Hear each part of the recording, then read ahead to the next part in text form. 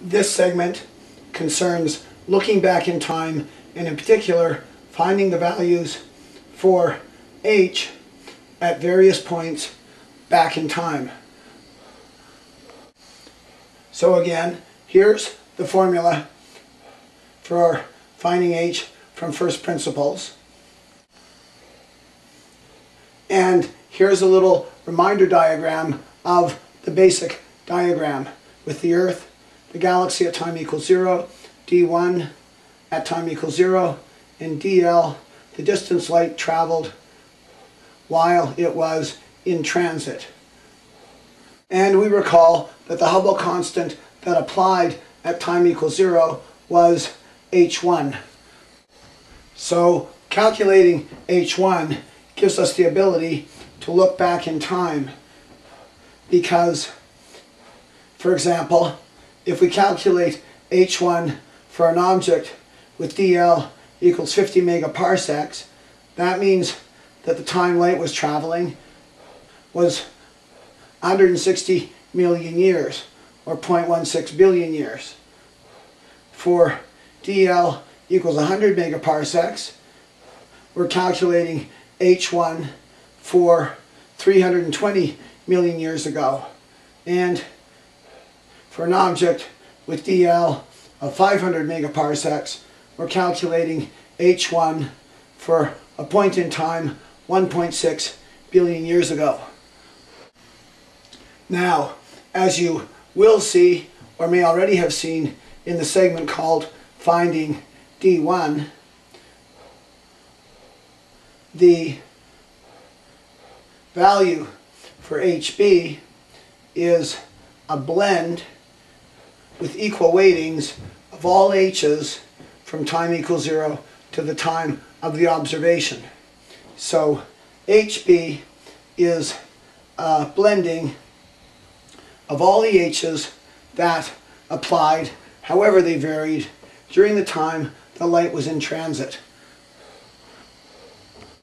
So when we evaluate this formula by, as we've seen, applying the quadratic equation to this to solve for h, we get, let's say for example, a value of h, and let's say it's, in this case, 39.2.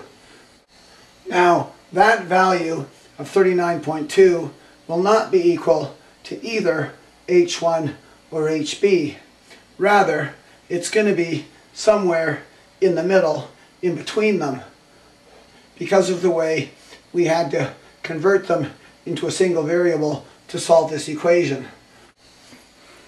But what we do know is this. Here's a little graph with time going backwards in time at the bottom, and if we suppose that dl was 500 megaparsecs, then h1 would have been at 1.6 billion years back in time. Now, hb sort of represents the midpoint of the time that light was traveling, so it sort of represents a value of h at that midpoint of 0.8 billion years ago. So what we can see is that h, the value we have calculated of 39.2, is a value that lies somewhere in the middle on a weighted basis between 0.8 billion years ago and 1.6 billion years ago.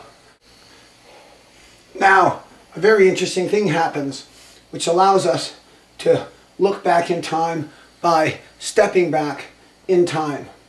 If we start with an object that's 50 megaparsecs for dl, calculating some value of h, and we make the gross approximation that that value of h for this object is the value for h1 for that object, then that value of h will be very close to the value for hb for the next object that's twice as far away at 100 megaparsecs.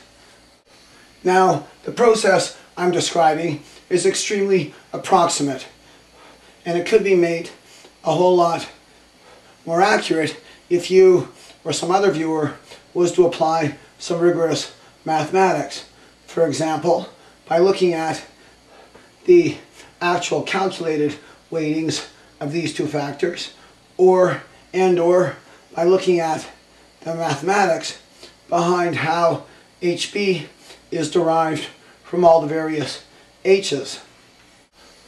My comments here are meant to be more directional, and that is, in essence, to be generally pointing the way to a better process for finding values of H. Anyway, to continue, once we use that kind of a process to find the value for HB for dl equals 100 by using the calculated value of H for this shorter distance, then the calculation of H1 for dl equals 100 is a lot simpler, and we don't even have to use the quadratic equation, because we can simply plug in the value for HB up here, and we know all these other numbers, and that allows us to directly solve for H1, with the only approximation left in the formula being the way we convert d1 into dl over 1 plus y. So basically, that's it. The Hubble first principles equation allows us to calculate very precise values for the Hubble constant by calculating values of H1 by using a stepping back in time or a looking back in time process.